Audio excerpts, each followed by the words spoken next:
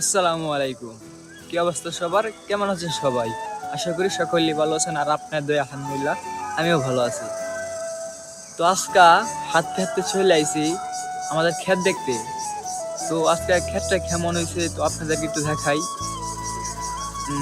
আজকে আইছি আপনার বাজে ফসল ক্ষেত করে না, যে বাজে ফসল বলতে গেলে বিভিন্ন ধরনের শাক সবজি করে এরকম আর কি। তো এখানে আইছি তো আপনাদেরকে দেখাই কই আইছি আমি আর আমার ক্ষেতে কি কি আছে। তো দেখতে পারতেছেন এটি হচ্ছে বাদাম। এটি অনেকদিন ধরে লাগাইছিলাম, অনেকদিন হয়েছে।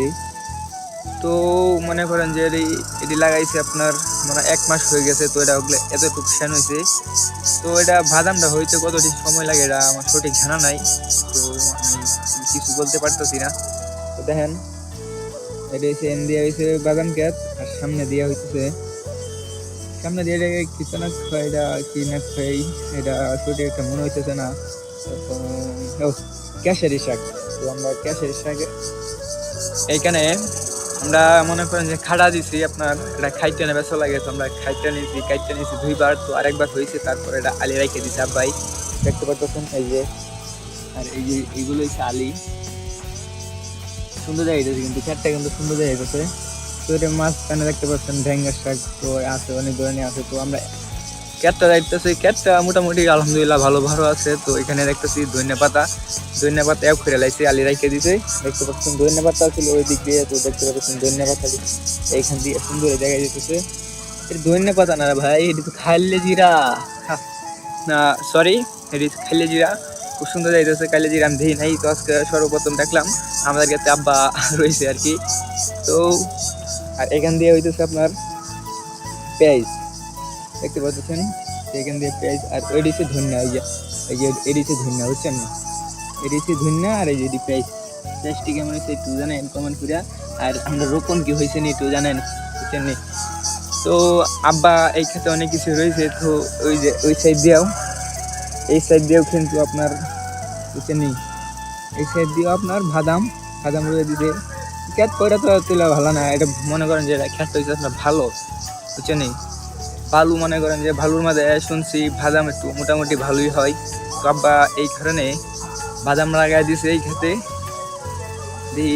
আগে মনে করেন যে আগের বছর আমরা বাদাম লাগাইছিলাম, মোটামুটি আলহামদুলিল্লাহ ভালোই ছিল। তো এখন দেখি এইটা কেমন হয়। তো দেখতে পাচ্ছেন এটা এনে কিন্তু চড়া রয়েছে, এনে কিন্তু লাগাই না। এনে চড়া চড়া বলতে গেলে এমন কিছু হয় না। তার এডিসে এই যে আপনার কাছে এই যে এডিসে ধুইনা দেখতে পাচ্ছেন, এডিসে ধুইনাটি খুব সুন্দর যাইতেছে। দেখতে পাচ্ছেন। আব্বা কিন্তু অনেক কষ্ট করে অনেক কিছু করছে। আমি কেতে আহি না কেলাই দিয়ে মনে করেন যে রোজা রমজান তো রোজা মাস চলেছে, তো কষ্ট লাগে দেখে আর আহি না। তো আব্বার পাশে দাঁড়ানোর চেষ্টা করবো ইনশাল্লাহ কোনো একদিন বলতে গেলে বাপের কাছাকাছি টাকা লাগে আর কি। তো ইনশাল্লাহ আমি চেষ্টা করবো বাপের কাছে থেকে। তো এখান দিয়ে দেখতে পাচ্ছেন পাবদা, এই যে এখান দিয়ে পেঁপে দেখতে পাচ্ছেন গাছ, কলা গাছ আছে, কলা গাছ আছে এখান দিয়ে দিয়া যে পাবদা আছে এখান দিয়া। তো আছে মোটামুটি এই ক্ষেত্রে সব কিছু আছে মোটামুটি আলহামদুলিল্লাহ।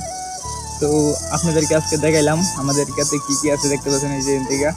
আর সামনে এটা ওই যে এটার অমুক দিয়েছে আপনার যে ইজানা কয় ধান ক্ষেতটা যদি আপনাদের দেখাইতে যাই, কারণ আপনাদের ধান ক্ষেতটা দেখায় ধান ক্ষেতটা কিরম হয়েছে।